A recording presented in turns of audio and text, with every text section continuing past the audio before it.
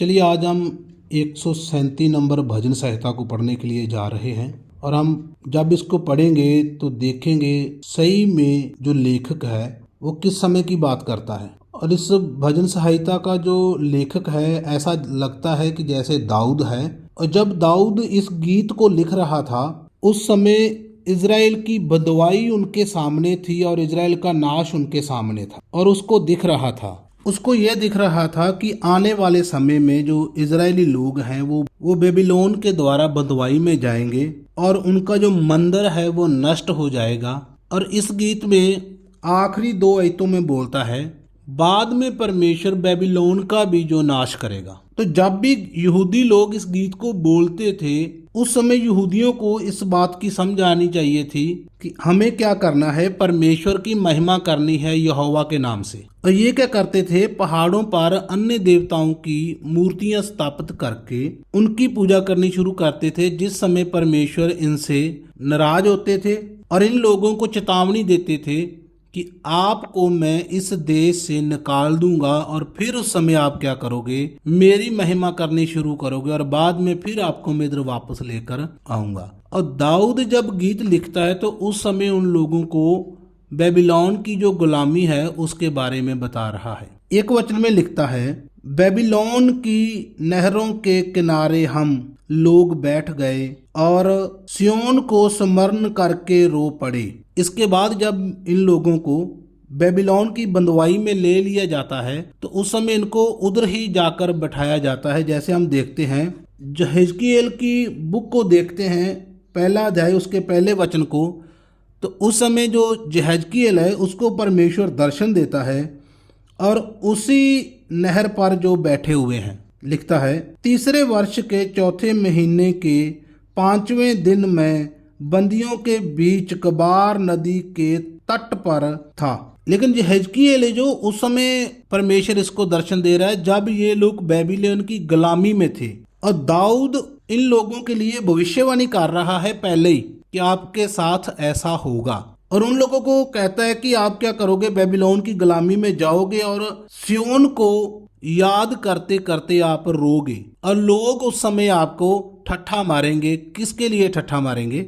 2 में लिखता है उनके बीच के मंजनू वृक्षों पर हमने अपनी वीणाओं को टांग दिया क्योंकि जो हमको बंदी बनाकर ले गए थे उन्होंने वहां हम से गीत गवाना चाहा और हमारे रुलाने वाले ने हमसे आनंद चाह कर कहा सियोन के गीतों में से हमारे लिए कोई गीत गाओ। क्योंकि जब भी ये लोग मंदिर में इकट्ठे होते थे तो इन्हीं भजनों में ये गीत गाया करते थे। अभी दाऊद इन लोगों को कहता है कि उस समय आपके साथ क्या होगा कि आप जो अपनी वीणाएं हैं, बांसुरियां हैं, ये सब आप कहाँ रख दोगे, एक वृक्ष पर टांग दोगे। क्यों? क्योंकि वो लोग आपको क्या कहेंगे कि हमें अब वो गीत सुनाओ। देखिए इसको ध्यान से देखिए, क्योंकि ये लोग जैसे कोई ठट्ठा करते हैं और ठट्ठा कर कर कहते हैं अब हमें सेनाओं के यहोवा का गीत सुनाऊं, आपको आपके यहोवा ने क्यों नहीं बचाया, अभी हमको कोई ऐसा खुशी वाला गीत सुनाकर बताओ। तो दाऊद पहले उनको बोल रहा है कि आपके साथ ऐसा होने वाला है। 4 में कहता है हम यहोवा के गीत को पराये देशों में कैसे गाएं, हे यरूशलेम यदि मैं तुझे भूल जाऊं तो मेरा दाहिना हाथ सूख जाए, यदि मैं तुझे स्मरण ना रखूं, यदि मैं यरूशलेम को अपने सब आनंद से श्रेष्ठ ना जानूं तो मेरी जीभ तालू में चिपट जाए। दूसरे देश में जाकर परमेश्वर की महिमा करनी और वही गीत जो यरूशलेम में रहकर ये बोला करते थे वो गीत अभी बंधुआई में जाकर कैसे बोल सकते हैं। तो दाऊद लिखता है कि उस समय आपको ऐसा लगेगा और आप ये कहोगे कि अगर मैं बंधुआई में आकर यहोवा की महिमा करूं तो मेरा जो हाथ है वो सूख जाए, या फिर मैं किसी और के देवते को या फिर किसी और देश को मैं यरूशलेम से उत्तम मानूं, श्रेष्ठ मानूं, तो मेरी जो जीभ है वो तालू में जाकर चिपट जाए। ऐसा नहीं हो सकता। हम किसी देश में परमेश्वर की महिमा और नहीं कर सकते हैं। अभी साथ में उनकी प्रार्थना है और साथ में कहता है, हे यहोवा यरूशलेम के दिन को अदोमियों के विरुद्ध स्मरण कर कि वे कैसे कहते थे, ढाओ उसकी नींव से ढा दो। कि जब बेबीलोन इनको बंदवाई में लेने के लिए आया तो उस समय उनकी आवाज़ यही थी कि जो इज़राइल देश है इसको पूरी तरह से ढा दो और इनका जो मंदिर है उनको नष्ट कर दो।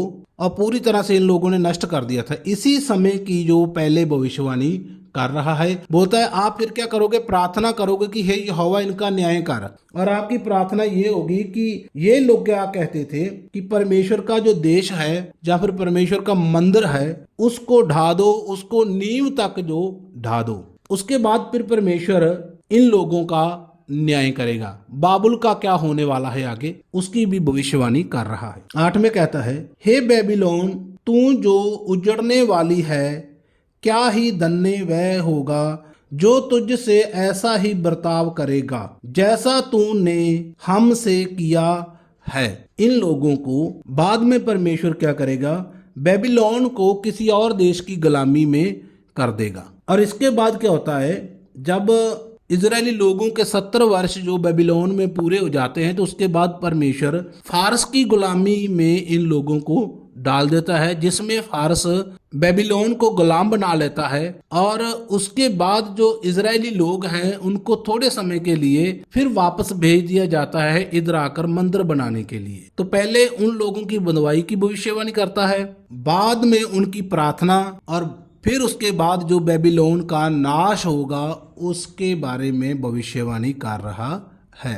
क्या ही धन्य वह होगा जो तेरे बच्चों को पकड़कर चट्टान पर पटक देगा। ये है बेबीलोन का नाश।